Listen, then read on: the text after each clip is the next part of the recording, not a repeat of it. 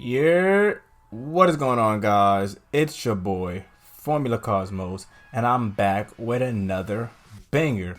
And this time, we're back in the Madden 22 online franchise, and I'm gonna show you guys kind of like the franchise settings and sliders that me and my homeboy use for our 7 season deep super sim. So we only super simmed and we actually watched the games. Like if me and his team played, especially in the Super Bowls, we would actually watch those.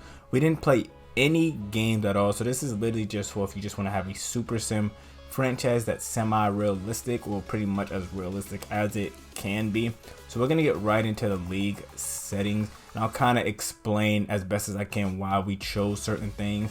And we chose all pro for this because, again, we wasn't playing, and all Madden is just kind of really weird. If you played all Madden, you know, especially if it's a computer against computer, and we didn't want our quarterbacks or their quarterbacks going 15 for 15, etc., and not throwing a single interception and throwing for 4 touchdowns each game, 5, 6, 7 touchdowns each game. Simulation, obviously, because simulation has an authentic experience. I'm gonna keep going down. We kind of had ability edit controls, obviously commission only. Relocation settings we had on normal, so if other teams in the league wanted to relocate, they could. I really don't think they do in general anyways. For some reason, Madden needs to add a feature that allows them to do that. Injury we had on, pre-existing injury we had off. Practice squad ceiling we had on because that was more realistic. Practice injury we kept that on as well. Minimum roster size we kind of went from 47 to 48. 48 is the real life player cut size, or the player minimum roster size in the league. We had unlimited, no restriction, and unlimited for these three as well. Breakout scenarios we kept on, and for breakout scenarios what we did, because we couldn't control them, most of the time our breakout players got it, but if they didn't get it, we still gave it to them because we kind of really had no control over it, and Madden is really weird. So if they've been doing really good in general throughout the season, and then it just so happens that game they didn't get their breakout player because we couldn't combine, like say a player needed 5 touchdowns, passing touchdowns, but we ran the ball for 4 touchdowns, and we just gave it to them. Development trait regression we kept on, so if we didn't start players or the players played bad, they would lose their development regression. And for these, we kind of just kept these the same. And then for quarter length, we had on 10 minutes, accelerated clock on 20, minimum play clock on 20 as well. And everything else we kind of just kept on normal. Auto progress plays we kept off. Field rosters, I really like to have that off most of the time. I don't know why that's on. And then for auto progress talents, we have that off as well. So moving along, so for the gameplay sliders, I'm going to tell you guys that, so player scale, this doesn't matter. If you want, you could take a screenshot of this. I'm not really going to go over this because, again, we're not playing any games. So even though we have our players, we're simming. So it's always taken into account the QB skill.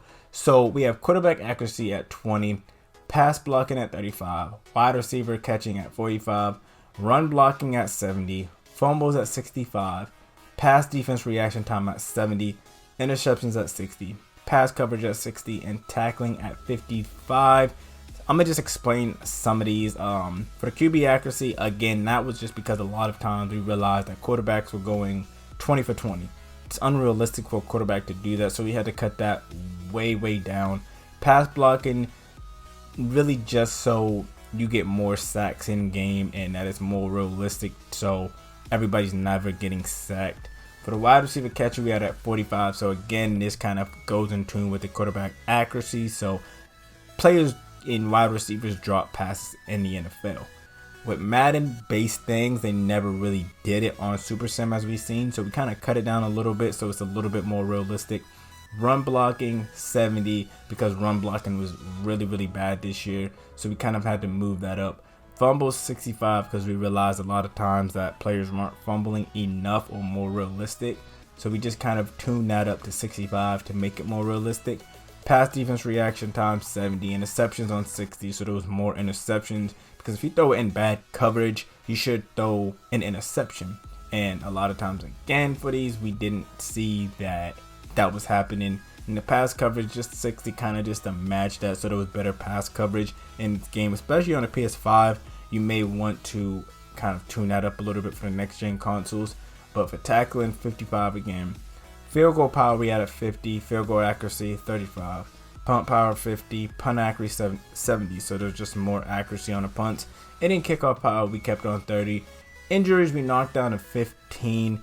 You could drop that down to 10. I wouldn't say go any lower than that or any higher than that. Definitely don't get any higher than that because you're going to be very, very upset if your players get injured.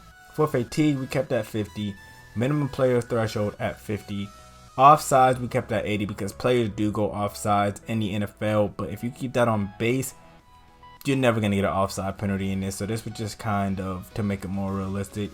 False start we kept at 60 again, just because in real life players hold, players false starts. That's why we put these up, and we kind of found that these were good numbers. Not too many penalties during a game, not too many game breaking penalties in the game. Face mask we tuned down a little bit. Defense pass interference 40, and this is kind of just to give that interception and that pass coverage just a little bit more of a boost, so the defense didn't get called for too many defensive passes of interference. Offensive pass interference we kept on. Kick catch interference on. Legal we kept that the same. This the same. This is also the same. Roughing the kicker we kept the same. Running into the kicker we kept the same. And illegal contact we kept the same. Again, I'm going to kind of just go back over this and hover over this for about 5 seconds, and you guys are welcome to screenshot this and kind of use this to your own advantage. You can tune this if you want, just to check and see like, okay, this is kind of shouldn't be like this. Just use this as a template, guys, and as you go through your franchise and the deeper you go into your franchise, you may want to change this. If you see something that I didn't see, let me know down in the comment section if you think that something shouldn't be how I have it, and I'll definitely take that into consideration, try your suggestions, and then make a new video if I need to. The next video I'm going to release is an XP sliders video that should be out in a couple of days, maybe tomorrow. I'm really in a grinding mood. Again, I hope this helps. I hope this video wasn't bad. Again, I'm trying to get better with these videos, so just let me know if this helped you even a little bit. If it did, please leave a like, comment, and subscribe. Let me know if you have any comments down in the comment section. I'll answer everybody. I'm really trying to hit 1K, guys. I love you boys for sticking to the end. Thank you so much. I'm out. Peace. She don't want no bitch, now she want to start. I say 50 on my wrist, ooh, boy, I swear. Pull up on a bitch, ooh.